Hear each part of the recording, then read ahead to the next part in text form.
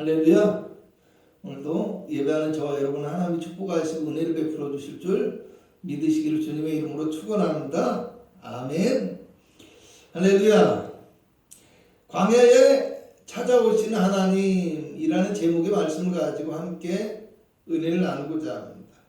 출애굽기는 요셉의 인도를 받아서 애굽으로 이주했던 야곱의 자손이 이제 애굽을 떠나서 다시 가나안을 향해 걸어가는 광야 생활의 시작에 대한 이야기가 기록된 책입니다. 70명의 자손으로 시작했던 야곱의 자손은 애굽을 떠날 때는 장정만 60만 명이 될 정도로 큰 민족으로 불어났고요. 그들을 과거에 환영하고 받아주었던 애굽의 왕조가 몰락하고 새로운 왕조가 생겨나면서 오히려 그들은 애굽에서 압제와 핍박을 받는 불행한 모습으로 전락해버렸습니다. 이것이 1장과 2장에 간략하게 소개된 이야기들의 배경이 되고요. 2장 23절에서 25절을 보면 하나님께서 이스라엘 자손들의 부르짖음과 고통의 소리를 들으시고 그들의 조상들과 세웠던 언약을 기억하셨으며 그들을 돌보셨고 그들을 기억하셨더라 라고 말씀합니다. 오늘 본문에 모세를 부르신 사건에서부터 시작하는 출애굽기의 역사의 이유가 언약의 말씀을 하나님께서 기억하셨기 때문이라는 것입니다. 하나님께서는 모세를 통해서 이스라엘 백성들을 애굽의 종살이에서 해방해 주시고 광야를 거쳐서 가나안 땅에 이르도록 인도하셨는데요. 공교롭게도 오늘 모세가 모세를 부르신 것도 광야에서 부르셨다라고 말씀합니다. 어쩌면 모세의 인생은요, 나면서부터 광야에서 살아가는 불행한 인생이 아니었을까 생각해 보았습니다. 모세의 삶을 그냥 겉모습으로만 본다면요, 결혼하고 자녀를 낳아서 평화로운 삶을 살아가는 지극히 평범한 가장의 모습처럼 보일 수도 있습니다. 또한 그가 애굽의 왕실에서 공주의 아들로 살아가던 시절에는요, 오히려 매우 부유하고 풍족한 삶이었기 때문에 아주 만족스러운 모습처럼 보일 수도 있다고 생각합니다. 그렇다면 과연 여러분 모세의 삶이 우리가 생각하는 것처럼 우리가 바라보는 것처럼 그렇게 행복했기만 했을까요? 모세는요, 자기 민족이 바로 왕의 심한 압제에 시달리던 그 고통의 시기에 태어난 사람입니다. 애굽 왕 바로가 태어나는 모든 산의 아이를 강에 던져 죽이라고 명령했기 때문에 모세는 태어나는 순간부터 죽음의 위기 속에서 살아갈 수밖에 없는 안타까운 삶의 시작이었습니다. 축복과 기쁨이 되어야 될 아기의 탄생이 미처 눈을 뜨기도 전부터 생존의 위협 속에서 살아가야만 하는 어떻게 보면 비참한 인생이었다라는 것. 나일 강가에서 목욕을 하던 바로의 공주가 다행히도 그를 발견해서 목숨을 보존할 수는 있었지만은 불과 3개월밖에 되지 않았던 아이가 가족과 생리배를 해서 남남처럼 살아가야 했고요. 비록 자신은 안전하고 보장된 삶을 살아가고 있었지만 자기의 동족들은 고통을 당하기 때문에 동족들의 그 고통을 보면서 아파하고 슬퍼할 수밖에 없는 안타까운 현실 속에서 모세가 살아가고 있었더라는 것입니다. 사도행전 7장 23절을 보면 모세가 나이가 40이 되매 그 형제 이스라엘 자손을 돌볼 생각이 나더니 한 사람이 원통한 일을 당함을 보고 보호하여 압제받는 자를 위하여 원수를 갚아 애굽 사람을 쳐 죽였다라고 얘기합니다. 결국에 모세는 일이 발각되어서 광야로 도망치게 되었고요. 거기에서 결혼을 해서 자기의 장인 이드로의 양떼를 치며 살아가는 더부살이 인생으로 전락하고 말았습니다. 모세가 40살 이전에 애굽의 왕실에서 살아갈 때는 또 모세가 애굽의 왕실에서 살아갈 때든, 아니면 또 80살이 되기까지 자기 장인 이드로의 양떼를 치며 살아갈 때든, 지금까지 모세 이 사람의 인생은요, 삶의 길을 잃어버리고 방황하는 막막한 광야와 같은 인생이었다고 표현할 수밖에 없다는 것입니다. 반면에 오늘 모세가 광야에서 하나님을 만난 이후의 삶은요, 정말 놀랍고 위험천만한 진짜 광야의 삶을 살아가는데, 그러니까 이전의 삶은 광야와 같은 인생이었다고 한다면 이제부터는 진짜 광야에서의 위험하고도 놀라운 삶을 살아가게 된다는 겁니다. 그런데 이 80살부터의 모세의 인생은요, 삶의 길을 온전히 깨닫고 확신하며 살아가는 믿음의 삶이었다는 것이고요, 꿈을 향한 열정을 불태우며 기쁨으로 걸어가는 소망의 길이며 영광의 길이 되었다는 것을 아시기 바랍니다. 왜 그렇게 되었다고 생각하십니까? 하나님께서 모세를 찾아오셨기 때문에, 하나님께서 모세와 함께 하셨고 하나님께서 모세를 통하여서 일하셨으며, 하나님께서 모세가 잃어버렸던 동족을 향한 꿈과 소원을 모세를 통해서 이루어 주셨기 때문이라는 것. 오늘 우리가 알아야 될 것이 바로 이것입니다. 우리의 삶이 조금 안락하고 평안하다고 그것이 꼭 행복한 삶은 아니라는 것입니다. 또 우리의 삶이 조금 어렵고 힘든 광야와 같은 삶일지라도 하나님이 함께 하시면 행복과 기쁨을 누릴 수 있다는 것을 알아야 한다는 것입니다. 꿈이 많고 건강했던 40살의 모세가 자기 민족을 구원하고자 하는 원대한 꿈을 가졌었지만요, 도리어 그 동족으로 인해서 절망하고 목숨을 부지하기 위해서 광야로 도망쳤습니다. 결혼해서 아기를 낳고 양떼를 치면서 살아가다 보니까 80살이 되어버렸어요. 이제는 꿈이 있어도 내려놓아야만 하는 힘없는 노인의 신세가 되었다는 겁니다.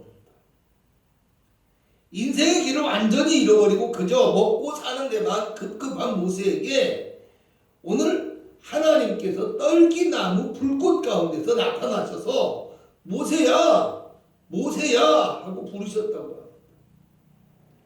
그리고 잃어버렸던 모세의 꿈을 이제 이루어 주시겠다고 합니다.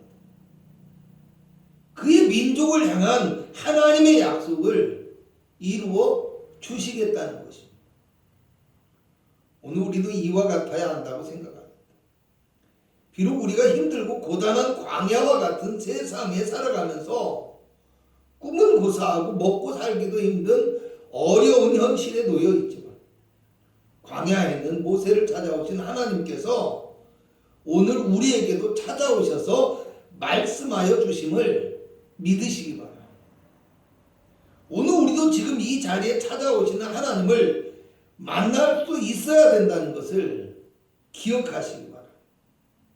성령의 물로 우리에게 임하시고 생명의 말씀으로 우리를 불러주시는 하나님의 임재를 오늘 저와 여러분이 경험할 수 있기를 바랍니다. 어쩌면 우리도 80살의 모세와 같이 길을 잃고 방황하는 광야와 같은 인생을 살아가고 있었지만, 오늘 우리의 모든 것을 대속해 주시는 십자가의 주님을 통해서 잃어버린 꿈을 회복하며 희망의 길을 걸어갈 수 있는 능력의 사람으로 변화되는 시간이 되시기 바랍니다.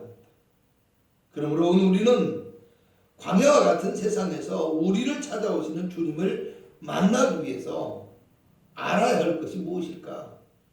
본문의 말씀을 통해서 몇 가지로 살펴보고자 합니다. 첫째로, 광야와 같을지라도 하나님이 함께 하시는 곳이 되어야 한다는 것입니다.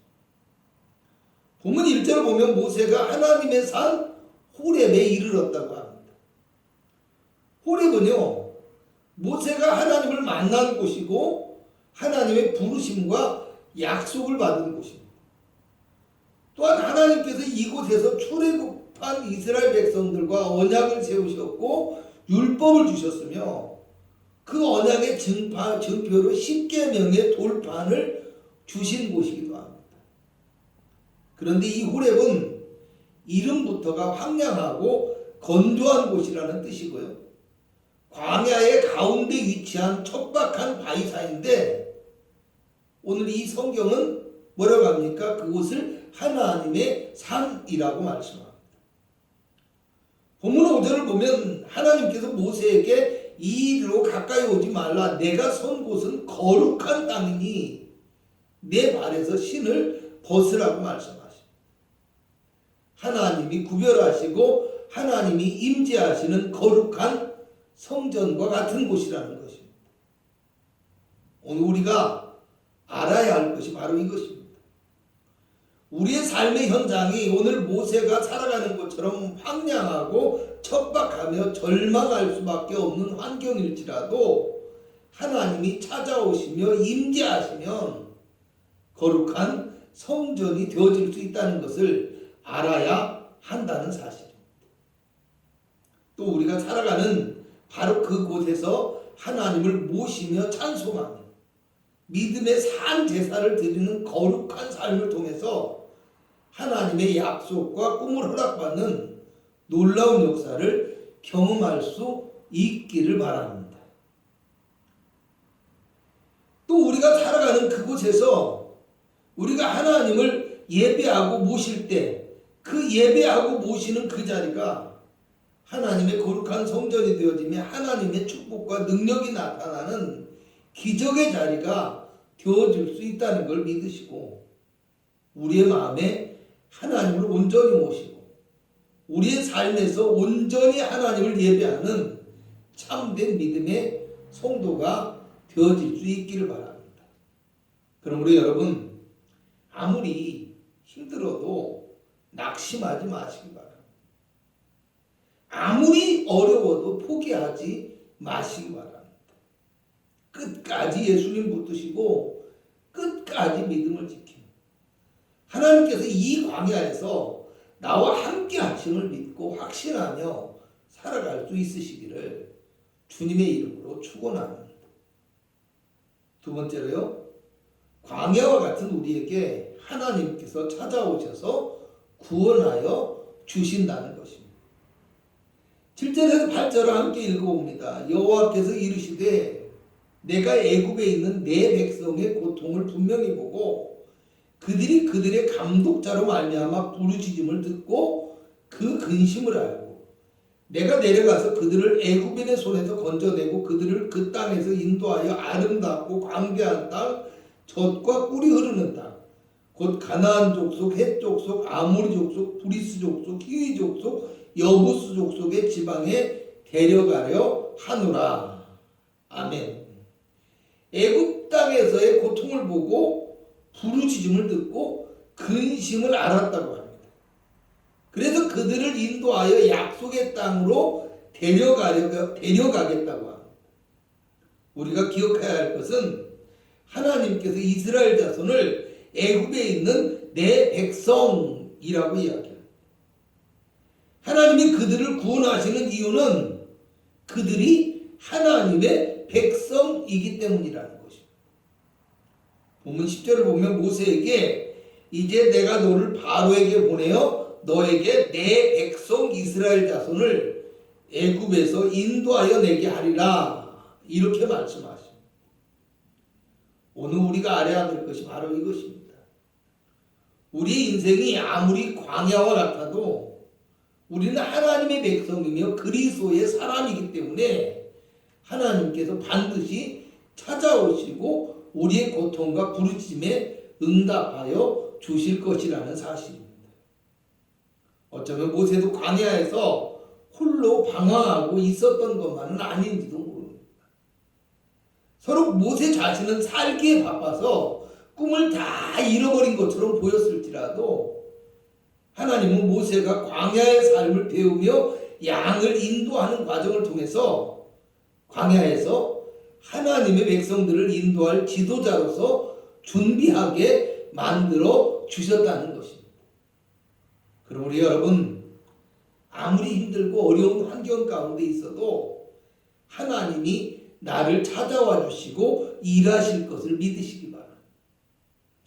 지금 당장은 아무것도 이루어지지 않더라도 하나님의 백성인 우리를 위해서 준비해 주시는 하나님의 거룩한 뜻이 있음을 믿으시고 한 걸음 한 걸음 인내하며 걸어갈 수 있기를 주님의 이름으로 부탁을 드리겠습니다. 세 번째로요, 광야와 같은 우리를 불러서 사용하여 주시기를 원하신다라는 것입니다. 8절을 보면 하나님께서 내가 내려가서 그들을 애굽인의 손에서 건져내고 그들을 그 땅에서 인도하여 라고 합니다. 그런데 10절을 보면 모세에게 이제 내가 너를 바로에게 보내어 너에게 내 백성 이스라엘 자손을 애굽에서 인도하여 내게 하리라고 합니다. 하나님의 계획을 모세를 통해서 이루어 가시겠다는 것입니다. 11절을 보면 모세가 하나님께 내가 누구이기에 바로에게 가며 이스라엘 자손을 애굽에서 인도하여 내리까 하고 반문을 합니다. 모세는 애굽의 바로가 종으로 삼고 핍박하는 히브리 사람인데다가요, 바로의 공주가 이 모세를 어릴 적부터 아들을 삼아서 길러주었는데도 바로를 배신했던 사람입니다. 그래서 바로가 죽일까봐 광야로 도망쳐서 이제까지 양을 치며 살고 있었어요. 그렇기 때문에 바로에게 간다라는 것도 사실은 상상하기 힘들고 용기를 내기 힘든 상황인데, 이제 바로에게 가서 더군다나 이스라엘 자손을 구원해서 데리고 나오라고 합니다. 모세의 말은 한마디로요, 절대로 불가능한 일입니다. 이런 말과 똑같은 대답이라는 거. 오늘 우리가 알아야 될 것이 바로 이것입니다. 우리의 앞길이 아무리 캄캄할지라도, 우리의 생각에는 절대로 불가능한 일이라고 할지라도 하나님은 우리를 통해서 일하시기를 원하신다는 사실입니다. 우리가 비록 광야와 같이 부족할지라도 하나님은 우리에게 믿음을 주셔서 주님의 말씀을 따라 살아갈 수 있도록 이끌어 주신다는 것을 기억하시기 바랍니다. 예수님의 제자들도 대부분 지식이 많거나 지위가 높은 사람이 아니었습니다. 가난한 동네인 갈릴리 출신이었고요, 또 세리처럼 사람들에게 죄인으로 취급받고 손가락질 받던 사람도 있었다고 합니다. 예수님의 복음을 듣고 기적을 경험한 사람들도요, 가난하고 병들고 외롭고 소외된 사람들이 많았다고 합니다. 세상적인 눈과 판단의 기준에는 미치지 못하였지만 주님은 그들을 찾아오시고 그들에게 역사하시며 믿음의 길로 인도하여 주셨다는 것입니다. 12절을 보면 할 수 없다라고 손사래를 치는 모세에게 하나님께서 내가 반드시 너와 함께 있으리라고 말씀하십니다. 할렐루야. 하나님의 계획하신 일을 믿음의 사람을 통해서 이루어 가시기를 원하시지만 하나님께서 반드시 함께 하셔서 그를 통해 이루어지게 만들어 주시겠다라는 사실입니다. 그럼 우리 여러분, 아무리 어렵고 힘든 광야와 같은 곳에서도 하나님은 반드시 이루어 주신다는 것을 믿으시기 바랍니다. 하나님을 믿는 우리에게는 능치 못함이 없다는 믿음을 가지고 믿음의 용기와 담대함을 가지고 오늘 꿈을 향해 걸어갈 수 있기를 주님의 이름으로 부탁을 드리겠습니다. 결론적으로 말씀드리겠습니다. 오늘 하나님께서는 광야와 같은 우리 인생에 찾아오셔서 우리를 이끌어 주시기를 원하신다는 사실을 기억하시기 바랍니다. 나는 비록 지치고 힘들어하고 있을지라도 하나님께서는 그 길에서 나를 인도하시고 단련하시고 하나님의 일꾼으로 준비시켜 주심을 믿으시기 바랍니다. 도망자가 되어서 광야에서 양을 치며 꿈을 포기하고 살았던 이 모세가 하나님을 만남으로 새로운 인생이 시작되고 하나님의 놀라운 역사에 사용되며 잃어버린 꿈을 다시 찾을 수 있었던 것처럼 오늘 우리도 하나님을 모시고 예배하는 믿음의 산제사를 드리고 살며 또 말씀과 성령으로 찾아와 주시고 만나 주시며 거룩한 사명을 우리에게 허락하시는 하나님을 만나는 놀라운 역사의 주인공이 되시기 바랍니다. 그래서 하나님의 기적과 능력을 우리의 삶에서 풍성하게 경험하는 축복의 사람이 되실 수 있기를 주님의 이름으로 부탁을 드리겠습니다. 무엇보다도 능치 못하심이 없으신 하나님께서 오늘 우리 믿음의 사람들과 함께 하심으로 하나님의 뜻과 계획하심을 이루게 하시는 놀라운 그 축복이 이 서남 소보음교회와 모든 믿음의 가족들에게 함께 할 수 있기를 주님의 이름으로 부탁을 드리겠습니다. 기도하겠습니다.